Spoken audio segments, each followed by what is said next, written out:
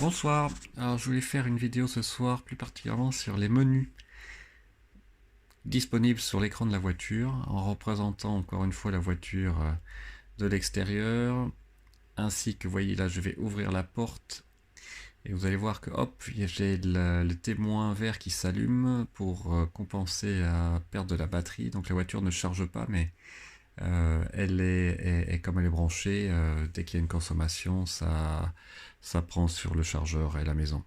Là, vous avez vu, j'ai mis la clim et je suis à 3 kW et je voulais faire un petit test supplémentaire. Qu'est-ce qui se passe si on met tous les sièges chauffants en plus? Et j'ai mis aussi à 32 ampères euh, mon courant au cas où pour voir jusqu'où ça peut monter, mon courant de charge. Et vous voyez, non, ça bouge pas, ça reste à 3 kW, 14 ampères. Donc, bon, ça reste un test, on va dire, limité, mais a priori, les sièges chauffants en tant que tels, ils consomment pas énormément.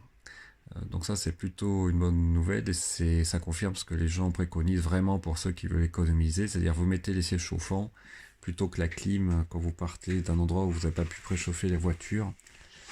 C'est le moyen le plus économique on va dire pour réchauffer l'habitacle, mais bien sûr c'est moins rapide quand même qu'utiliser le chauffage, la clim réversible.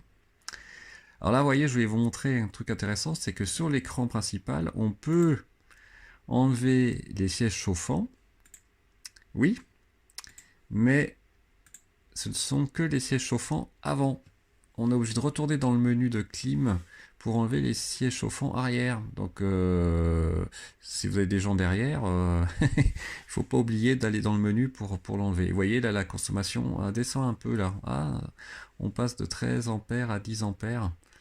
Là, je voulais vous montrer le départ programmé que je vous ai déjà montré. Alors, peut-être que ça consomme, oui, 2 ampères à peu près, à vérifier. Et là, donc, je passe dans les menus. Donc là, c'est les menus réglages, le verrouillage là avec mon téléphone et les différentes clés.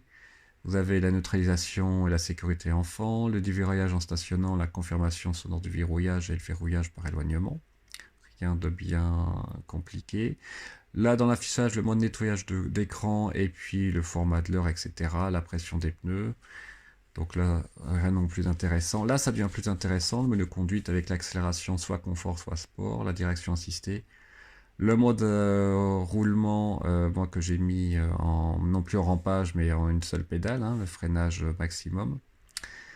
La navigation tout pilote qui permet qui est toujours en bêta, et vous avez cette option de changement de voie en fonction de la vitesse. Qui marche pas très bien suivant moi. C'est-à-dire qu'en théorie, quand vous êtes sur une ligne et que vous êtes en dessous de la vitesse paramétrée, planifiée, elle vous propose de doubler, de vous mettre sur l'autre voie pour accélérer. Le paramètre modéré vous suggère de changer la voie lorsque vous voulez une vitesse nettement inférieure, tandis que le paramètre max vous suggère de changer la voie quand vous avez juste une vitesse légèrement inférieure. Donc c'est pas très clair. La navigation automatique, donc là c'est pour automatiquement accéder au domicile, au travail ou le prochain événement dans votre calendrier. Donc ça c'est la planification, c'est super. Le planificateur de voyage, les arrêts au superchargeur, la navigation connectée, j'ai mis 2 minutes. Vous pouvez éviter les ferries. Là en sécurité c'est pour couper l'alimentation.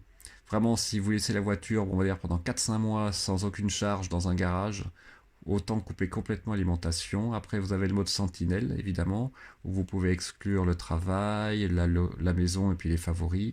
Le Joe Mode qui a été installé dernièrement pour éviter que le son des alertes soit trop fort.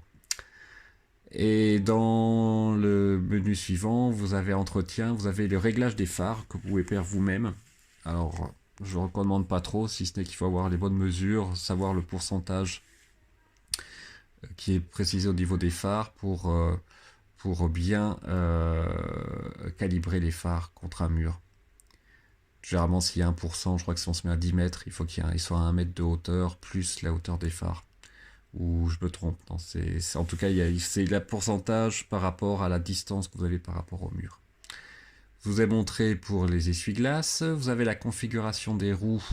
Ça, c'est pratique quand vous mettez des pneus hiver sur une performance et que vous passez en 18 pouces. Là, vous pouvez le régler ici. Et puis à la fin, vous avez le menu logiciel où vous pouvez demander la mise à jour avancée ou standard. Et là, vous voyez bien que mon modèle dual motor, il y a bien la ligne rouge, donc c'est bien un modèle performance, malgré les apparences extérieures, on va dire. Voilà, j'espère que cette vidéo vous a plu. N'hésitez pas à vous abonner et à utiliser mon lien de parrainage si vous achetez une Tesla.